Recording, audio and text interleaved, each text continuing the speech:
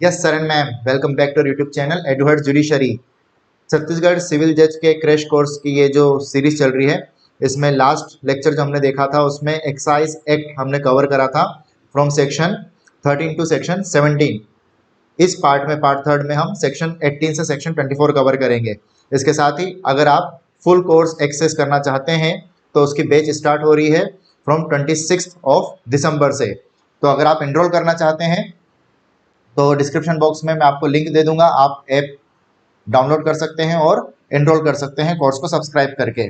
बहुत ही nominal fee में हमने ये कोर्स रखा है, जिसमें आपको लाइव क्लासेस रहेंगी, उसकी रिकॉर्डिंग प्रोवाइड कराई जाएगी, साथ ही साथ रेगुलर टेस्ट कंडक्ट कराए जाएंगे और at the end of the course हम आपको 10 FLTs भी ऑफर करेंगे।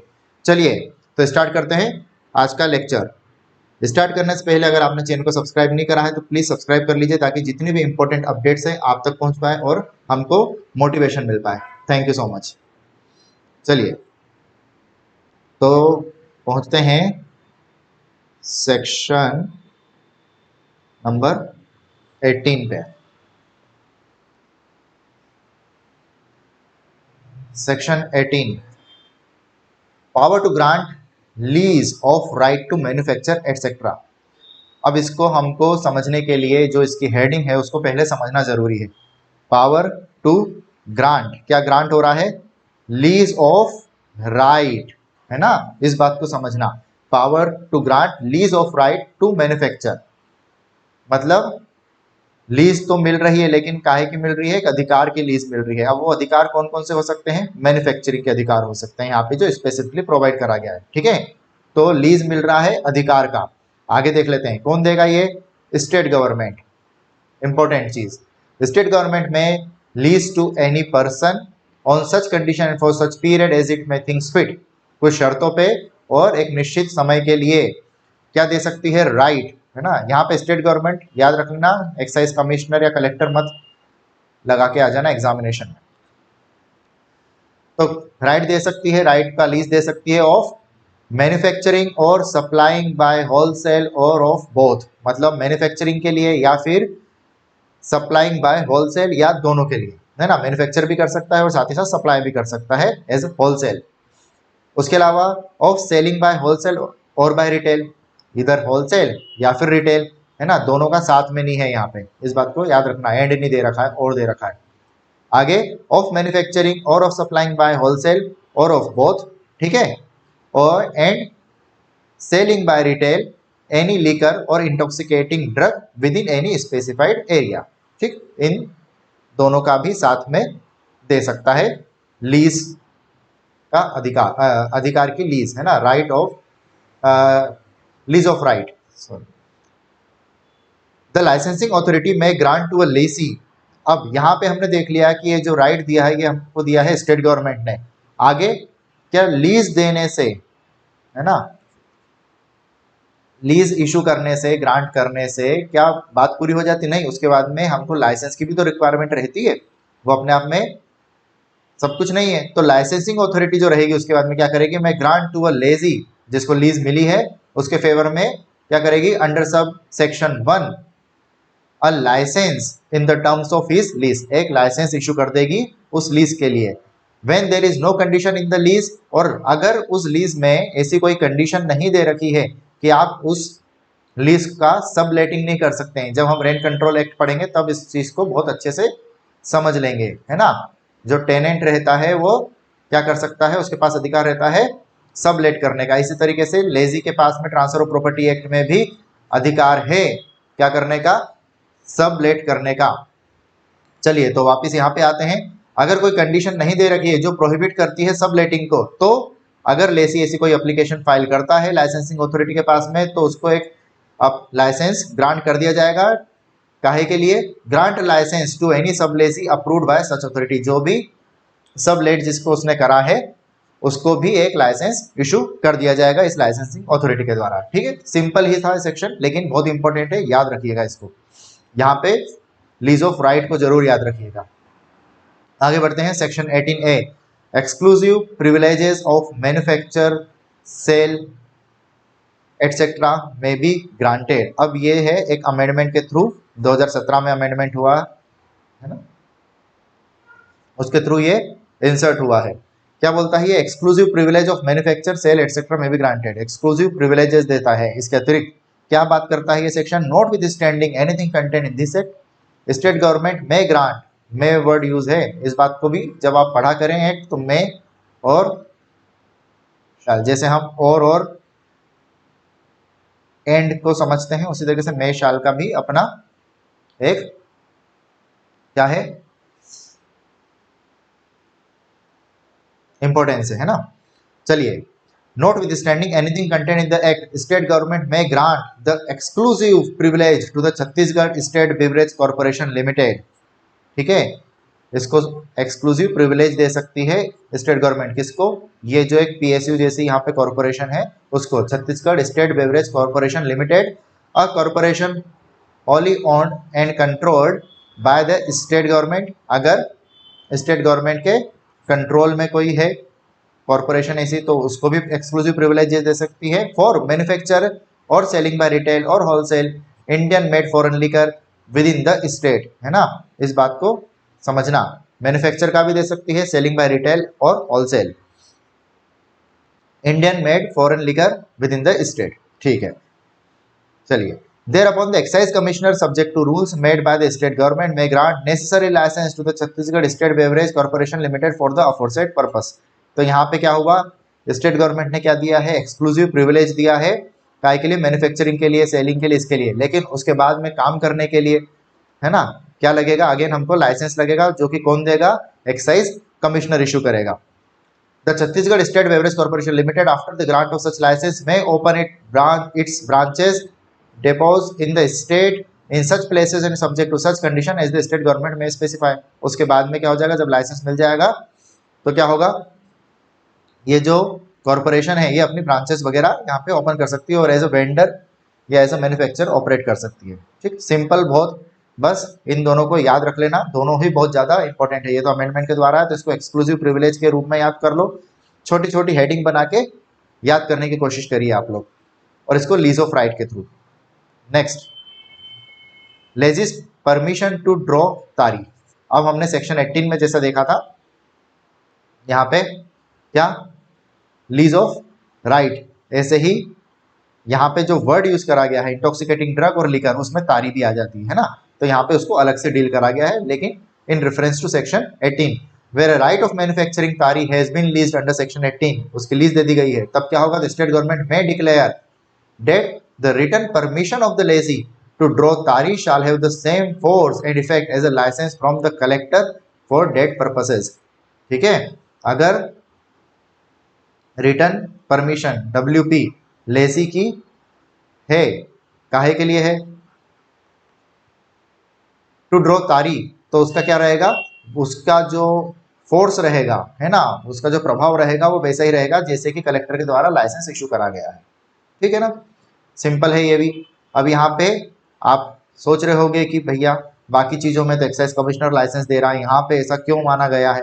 वो इसलिए माना गया है, जब आप पुराने सेक्शंस देखेंगे तब आपको समझ आएगा कि तारी के जो प्रोविजंस हैं उनमें एग्जम्पशंस दे रखी है, किसी तरीके के लाइसेंस वगैरह या किसी इस एक्ट में जो भी प्रोविजंस हैं उनसे एग्जम्पशन दे रखा है ना, अप्लीकेबल नहीं होते हैं काफ़ी सारी जगह पे। चलिए, अगर आपको फिर भी समझ नहीं आया तो आप पास्ट जितने लेक्चर्स हैं, है ना, आई थिंक फर्स्ट लेक्चर में मैंने ये कवर करा है, उसको आप देख सकते हैं। Now section number 20, manufacture and sale of liquor in military cantonments within the limits of any military cantonment. Military cantonment जो एक एरिया प्रिस्क्राइब करा रहता है सेंट्रल गवर्नमेंट के द्वारा, उस एरिया के आसपास with in the limits of any military cantonment, उस मिलिट्री कंटोनमेंट की लिमिट के अंदर, and with in such distance, और उसके बाद में वहाँ से कुछ एक निर्धारित सीमा में, within such distance from those limits as the central government may in any case prescribe, जो सेंट्रल गवर्नमेंट प्रिस्क्राइब करती है। यहाँ पे स्टेट गवर्नमेंट का रोल खत्म हो जाता है ना, मिलिट्री है, इस बात को याद रखना, तो सेंट्रल गवर्नमेंट ही आएगी। No license for the retail sale of liquor shall be granted except with the knowledge and consent of commanding officer, है ना, किसी भी दुकान वेंडर ओपन करने के लिए लाइसेंस नहीं मिलेगा, रिटेल लाइसेंस नहीं मिलेगा। ठीक है, कब तक की, except with the knowledge and consent of commanding officer, commanding officer की कंसेंट मिल जाती है तो फिर आप इशू कर सकते हो, स्टेट गवर्नमेंट इशू कर सकती है, अदरवाइज नहीं होगा इशू। आगे देखते हैं सेक्शन नंबर 21, ये मोस्ट इंपोर्टेंट सेक्शन है, section number 20। Now section 21, duties of licensees with regard to measurement and testing. Every person who manufactures or sells any intoxicant, क्या कर रहा है, every person who manufacture or sells any intoxicant under licence granted under this act shall be bound, bound होगा, जो manufacturer है या जो seller है ना, जिसके पास में लाइसेंस है, वो बाउंड होगा किस चीज के लिए, shall be bound to supply himself with such measures, weights, instruments as the excise commissioner. ये अथॉरिटीज याद रखिएगा, excise commissioner may prescribe to keep the same in good condition on the licensed premises.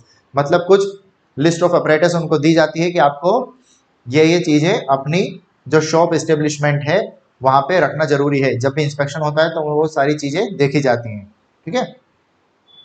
On the requisition of any excise officer duly empowered in that behalf at any time to measure weigh and test, है ना, अगर कोई भी excise officer वहां पे जाता है testing वगैरह के लिए तो इन ऑपरेटर्स का वो यूज करके देखता है। Test any intoxicant in his possession in such manner as the said excise officer may require. Alright, चलिए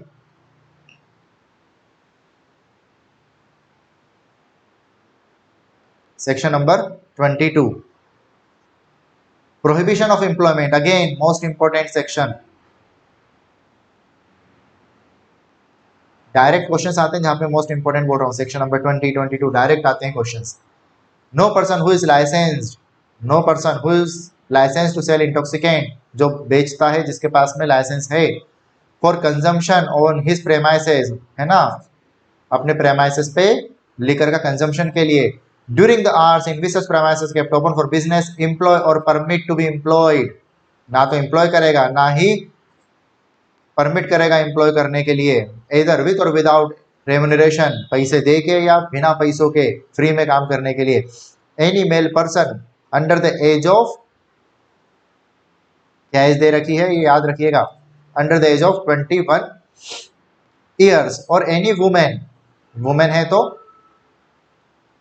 कोई भी एज की होगी, प्रोहिबिटेड है, और any women in any part of such premises in which such intoxicant is consumed by the public. मतलब अगर आपको एम्प्लॉय रखना है किसी को और अगर वो पुरुष है तो 21 साल के ऊपर का होना उसका जरूरी है, ठीक है, और वुमेन तो आप किसी भी कंडीशन में नहीं एम्प्लॉय कर सकते हो।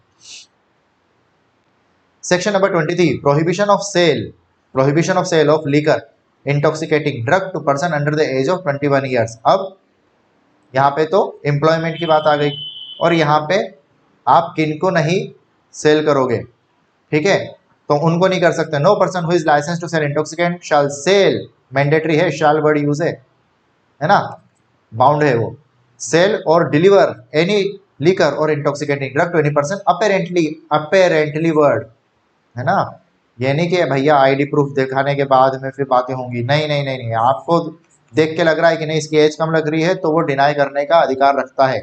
सामने वाला ये नहीं बोल सकता कि नहीं आपने देख के मना कर दिया, मेरे पास में तो आधार कार्ड है, मैं आपको दिखाता हूँ और उसमें एज मेरी देख लो आपकी, मेरी ज़्यादा है 21 साल से, नहीं, under the age of 21 years, है ना, तो 21 ईयर्स से अबव होना जरूरी है।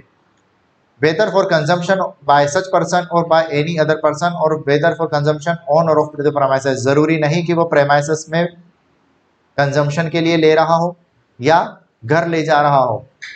आपको लग रहा है अपेरेंटली 21 साल का नहीं है, आप मना कर दो, ठीक है। दूसरी बात, अगर वो ऐसा बोलता है कि मैं अपने लिए नहीं, अपने पिताजी के लिए, अपने भैया के लिए, किसी के लिए ले जा रहा हूं, तो भी आप मना कर सकते हो, बिल्कुल मना कर सकते हो। अगर अपेरेंटली आपको लग रहा है कि 21 साल से कम उम्र है तो आप मना करने के अधिकारी हो। चलिए, वो भी मोस्ट इंपोर्टेंट सेक्शन था, टिक मार्क कर लीजिए। अगेन 23A भी बहुत अच्छा सेक्शन है, डायरेक्ट क्वेश्चन यहाँ से आते हैं और थोड़ा बड़ा है लेकिन बहुत सिंपल है, हम समझ लेते हैं। In this section advertisement includes, ये जो सेक्शन है ये वैसे ही हैं जैसे इनडिसेंट रिप्रेजेंटेशन ऑफ वुमेन हमने देखा था एमपीआईडीपी के लिए, उस टाइप से ही है ये। आईपीसी में भी ऐसा सेक्शन है, बताइए कौन सा सेक्शन है, सेक्शन नंबर बताइएगा कमेंट बॉक्स में। In this section, advertisement includes any notice, circular, label, wrapper or other document, ठीक है, any announcement मेड ओरली और by any means of producing और ट्रांसमिटिंग लाइट, साउंड और स्मोक। ठीक है। एनी एग्जीबिशन, समझ आ रहा है ना, इसमें समझाने की जरूरत नहीं। कोई भी नोटिस सर्कुलर ऐसे चिपका दिया या किसी तरह कोई अनाउंसमेंट करा जाता है बाय साउंड इफेक्ट या लाइट इफेक्ट्स के द्वारा, है ना, जिसमें लिखा हुआ दिखता हो स्मोक के द्वारा। Any exhibition by means of slide और फिल्म, कोई एग्जीबिशन फिल्म के रूप में on the screen in a cinema licensed under Chhattisgarh cinema regulation act 1952 और at any other place of entertainment, या किसी दूसरी प्लेस जहां पे इंटरटेनमेंट पर्पसेस हो रहे हैं, वहां पे क्या होगा, है ना। तो यहाँ पे तो एडवर्टीजमेंट इंक्लूड उसने बता दिया कि ये सारी चीजें हैं। क्या क्या चीजें हैं, नोटिस वाला पॉइंट, अनाउंसमेंट अगर हो रहा है ओरली या फिर लाइट स्मोक के द्वारा। दूसरा, छत्तीसगढ़ सिनेमा रेगुलेशन एक्ट 1952 में कोई भी प्लेस एंटरटेनमेंट प्लेस है या फिर सिनेमा हॉल है, तो ये सारी चीजें अगर वहां पे कुछ ऐसा पब्लिश हो रहा है, एडवर्टीजमेंट हो रहा है, तो ये सब इसमें इंक्लूड होंगे। तो ये तो हो गया आपका डेफिनेशन, इसका डेफिनेशन पार्ट। अब आते हैं एक्चुअल प्रोविजन पे। तो whoever prints और publishes और cause to be printed और published in any newspaper, इतना ये सारी चीजें, और अदरवाइज डिस्प्लेज और डिस्ट्रीब्यूट्स और कॉस्ट टू परमिट्स और डिस्प्लेड और डिस्ट्रीब्यूट एनी एडवर्टीजमेंट, है ना, ये सारी चीजें अगर ऐसे कोई पब्लिश हो रही है, डिस्ट्रीब्यूट हो रही है, or other matter commending soliciting the use of or offering or purporting to be commending soliciting the use or commending any liquor shall be punished for every such offence with imprisonment which may extend to 6 months or with fine which may extend to 2000 rupees or with both। तो कितनी punishment है और किस चीज की punishment है, आप देखते होंगे यूजुअली कोई भी ब्रांड जो रहता है, लीगर ब्रांड, वो सोडा यूज करता है ना, वो डायरेक्टली स्कॉच वगैरह नहीं लिख सकता। क्यों नहीं लिख सकता, उसके पीछे रीजन जो है वो यही है 23A का। आप उसको इस तरह से पब्लिसिटी उसकी नहीं कर सकते हो, तो एज ए सोडे के फॉर्म में वो यूज कर देते हैं। अगर आप ऐसा कुछ करते हो, डायरेक्ट पब्लिसिटी करते हो, तो कितनी सजा है आपकी, 6 मंथ और fine which may extend to 2000 rupees. ठीक। अब आप बोलोगे कि जो लिकर शॉप्स रहती हैं वहां पे फिर क्यों हो जाता है, वो इसलिए हो जाता है क्योंकि उनको अलाउड है, वो अपने प्रेमाइसेस के आसपास ये चीजें मेंशन कर सकते हैं बोर्ड लगा के, लेकिन उसके अतिरिक्त कहीं पे भी कोई भी पब्लिक प्लेस पे या किसी भी इंटरटेनमेंट प्लेस पे आपको इस तरह का कुछ भी नहीं दिखेगा जो डायरेक्ट बताता हो कि ये जो ब्रांड है ये विस्की का ब्रांड है, स्कॉच है या लिकर है। ठीक है, आगे चलते हैं। Except as otherwise provided in subsection 4 nothing in this subsection 2 shall apply to. क्या बोल रहा है, except as otherwise provided in subsection 4। Subsection 4 में जैसा कुछ अदरवाइज अगर कुछ अलग सी बात करी जाती है तो उसको छोड़ के nothing in subsection 2 shall apply to, ये इस सेक्शन में जो लिखा है वो कहां पे एप्लीकेबल नहीं होगा, on catalogue or price list to be displayed on liquor vends, जैसे मैं बताया ना, उन दुकानों पे in Chhattisgarh in accordance with the provision of this act or the rules made thereunder, है ना। तो जो लिकर शॉप्स हैं वहां पे अप्लीकेबल है, वो जो कैटलॉग दिखाएंगे, प्राइस लिस्ट लगाएंगे, उनके ऊपर आप कार्रवाई नहीं कर सकते हो। उसके आगे देख ले, और कहां पे एप्लीकेबल नहीं है subsection 2, on any advertisement or other matter contain in newspaper, book, leaflet, booklet or other publication printed and published outside Chhattisgarh. Chhattisgarh के बाहर कुछ हो रही है तो इसके नियम वैसे भी एप्लीकेबल नहीं होंगे, क्योंकि ये जो एक्ट है सिर्फ छत्तीसगढ़ में एप्लीकेबल है। Any advertisement or other matter contain in newspaper printed and published in Chhattisgarh before such date as the state government may by notification specify, अगर एक पर्टिकुलर डेट स्पेसिफाई कर रखी है ना, मान लीजिए स्पेसिफाई कर रखी है 10 जनवरी 1910 या 1915, तो अगर ये डेट स्पेसिफाई कर रखे और इसके पहले ऐसे कोई एडवर्टीजमेंट वहां पे रन हो रहे हैं तो वो क्या नहीं होंगे, अट्रैक्ट नहीं होंगे, है ना। सेक्शन 2 जो है वो अट्रैक्ट नहीं होगा। Any other advertisement or matter which the state government may by notification generally और स्पेसिफिकली एग्जेम्प्ट, अगर कोई नोटिफिकेशन के द्वारा स्टेट गवर्नमेंट एग्जेम्प्ट कर रही है तो फिर सब सेक्शन 2 अप्लीकेबल नहीं होता। ऑलराइट, चलिए नेक्स्ट आते हैं। अब जैसे हमने देखा था कि except is otherwise provided subsection 4, अब इसमें देख लेते हैं कि क्या भैया अलग से ऐसा प्रोवाइड कराने की बात कर रहे हैं। Note with standing anything contain subsection 3, subsection 3 में जो भी लिखा है उसके होते हुए भी the state government may by notification, state government क्या कर सकती है, नोटिफिकेशन के द्वारा prohibit with in the state the circulation, distribution और सेल ऑफ एनी न्यूज़पेपर, ये सारी चीजें पब्लिश आउटसाइड द स्टेट, है ना, जो हमने देखा आउटसाइड स्टेट पब्लिश हुआ है, अब पेनल प्रोविजन तो अट्रैक्ट नहीं हो रहा है, तो क्या कर सकती है, उनको प्रोहिबिट कर सकती है उनके सर्कुलेशन को। Which contains any advertisement or matter commending soliciting the use of or offering or permitting to commending, वही सारी चीजें। In contravention of such notification shall be punished for every offence with imprisonment which may extend to 6 months or fine, है ना। Same ही आपको क्या दे रखी है, सजा का प्रावधान दे रखा है अगर कॉन्ट्रावेंशन होता है। तो अगर प्रोहिबिट कर दिया हम सर्कुलेशंस को, तो फिर अगर फिर भी सर्कुलेट हो रही है तो सब सेक्शन 4 में क्या होगा, सजा का प्रावधान वापिस से आ जाएगा। सेम ही है, इसमें कंफ्यूज मत होना, दोनों में इतनी ही है, 6 month एक्सटेंड टू 6 months और with fine which may extend 2000 rupees और बोथ, और यहाँ पे भी जो दे रखा है एक्सटेंड टू 6 months और with fine which may extend 2000 rupees और बोथ। ठीक, चलिए लास्ट इसका सब सेक्शन क्या है। When any newspaper, book, leaflet, printed or published to the state government to contain any advertisement or matter commending इतना, the state government may by notification declare every copy of the issue। अगर उसको ऐसा समझ आता है कि हमने prohibit करा हुआ है फिर भी वो सर्कुलेट हो रही है या कहीं पाई जाती है, तो क्या करेगा स्टेट गवर्नमेंट, एक नोटिफिकेशन के द्वारा डिक्लेयर कर देगा कि every copy of the issue of the newspaper and every copy of such book, leaflet etcetera to be forfeited to the government, है ना। क्या डिक्लेयर करेगा कि जितनी भी ये कॉपीज हैं जो सर्कुलेट हो रही हैं या मार्केट में है, फॉरफिट होती है गवर्नमेंट को। And thereupon any excise officer or any officer of the police or revenue department, तीनों याद रखना, एक्साइज ऑफिसर, पुलिस ऑफिसर या फिर रेवेन्यू ऑफिसर के पास में अधिकार दे दिए जाएंगे। And any other person authorise, और इसके अतिरिक्त भी अगर कोई पर्सन ऑथराइज्ड करा जाता है तो वो क्या करेगा, in that behalf by the state government may seize, क्या कर लेगा वो, फिर उसके बाद में पहले फॉरफिट होगा, प्रोसेस यही रहती है, पहले फॉरफिट होता है, डिक्लेयर होती है चीज के फॉरफिट है, उसके बाद में सीजर होता है ना। सीज कर लेगा the same where found in Chhattisgarh and any collector or judicial magistrate of the first class or second class. ठीक है, कौन कौन सी पोस्ट हैं, collector, judicial magistrate first class या फिर जुडिशियल मजिस्ट्रेट सेकंड क्लास, इनको क्या अधिकार रहेंगे, or any other officer authorised by state government, और इनके अलावा कोई अदर ऑथराइज्ड ऑफिसर